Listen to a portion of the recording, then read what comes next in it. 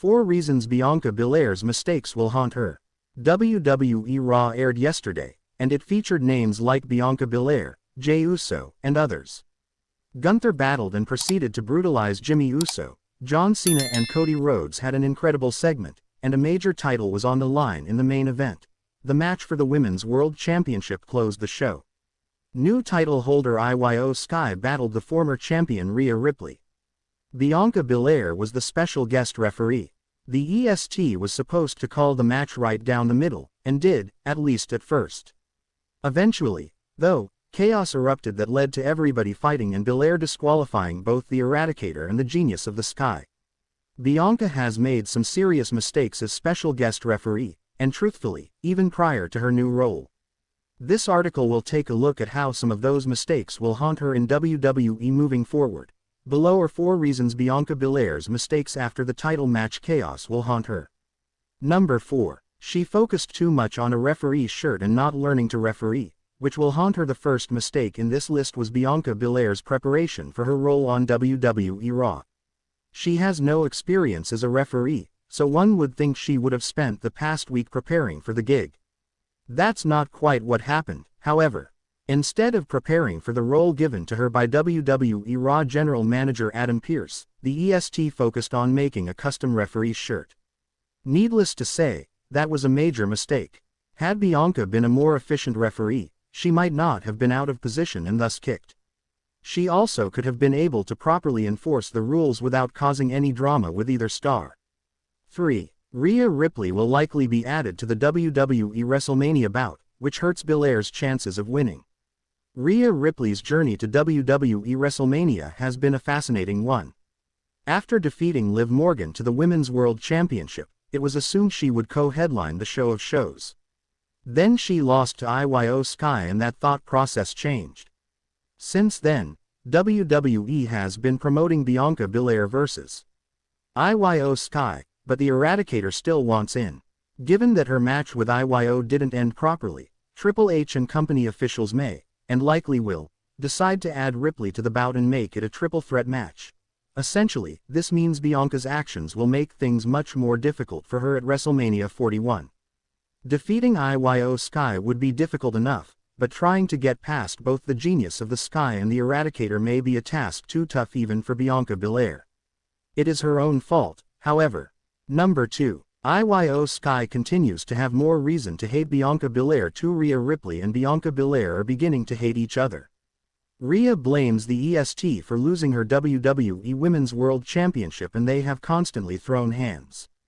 IYO SKY has also been involved with the brawls, but for the Genius of the Sky, things hadn't been particularly personal.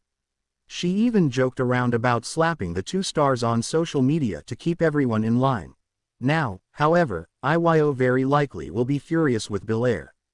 Bianca again caused trouble and cost IYO SKY a potential win over Rhea Ripley by throwing the match. The EST also put her hands on Sky again.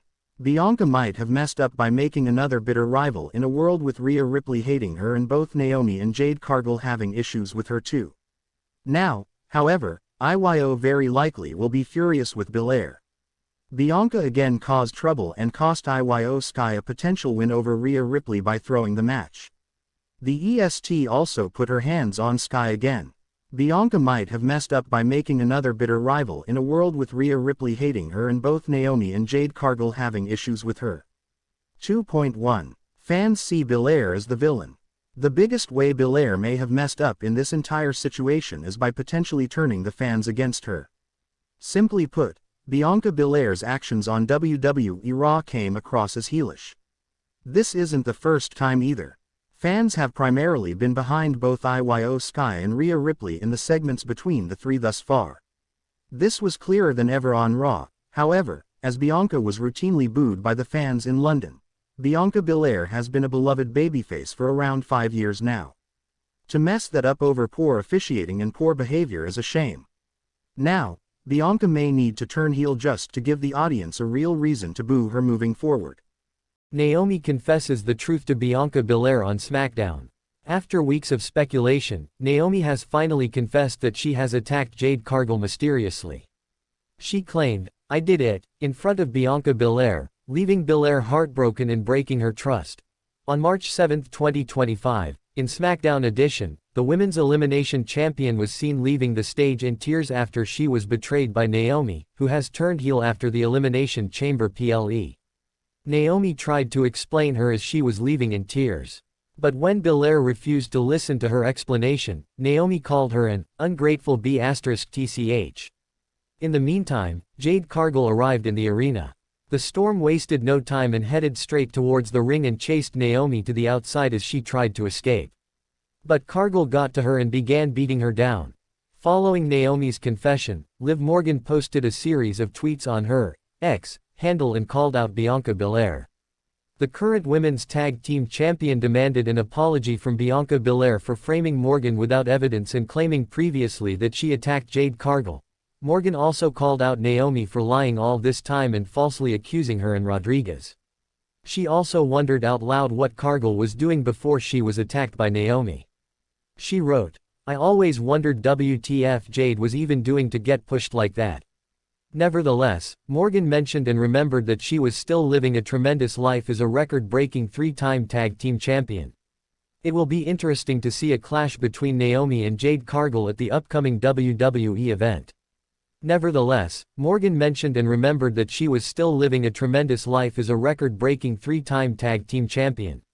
It will be interesting to see a clash between Naomi and Jade Cargill at the upcoming WWE event. Jade Cargill opens up about Naomi attacking her on WWE SmackDown. Jade Cargill made her first public comments about her return on WWE SmackDown. Cargill was taken out when she was attacked backstage in November. She returned at WWE Elimination Chamber and attacked Naomi.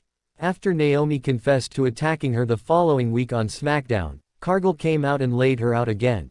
Jade Cargill had an interview with Kathy Kelly on the March 14 episode of WWE SmackDown, and she discussed her return. She said that she was ready to go physically. Cargill also dismissed Naomi's claim that she was using Belair, as she said that she didn't need to use anyone.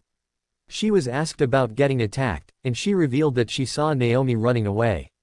Cargill then said that Naomi didn't just hurt her physically, as she attacked her integrity and her heart. Cargill then said that she had to take matters into her own hands when she saw Bianca Belair team up with Naomi as if nothing happened. WWE Women's Tag Team Champions Liv Morgan and Raquel Rodriguez interrupted, as Morgan noted that they had falsely been accused of the attack. Cargill fired back by saying that the duo would not have won the titles if she was around. She then challenged Morgan to a match on the March 21 episode of WWE SmackDown. Jade Cargill's attacker confesses to her crime on WWE SmackDown. Jade Cargill's mystery attacker confessed to their crime and felt the wrath of the Storm of WWE. Jade Cargill was at the top of her game in her first year in WWE. However, in November 2024, Cargill's moment was derailed when she was mysteriously attacked backstage on SmackDown. For months, everyone wondered who took down the Storm,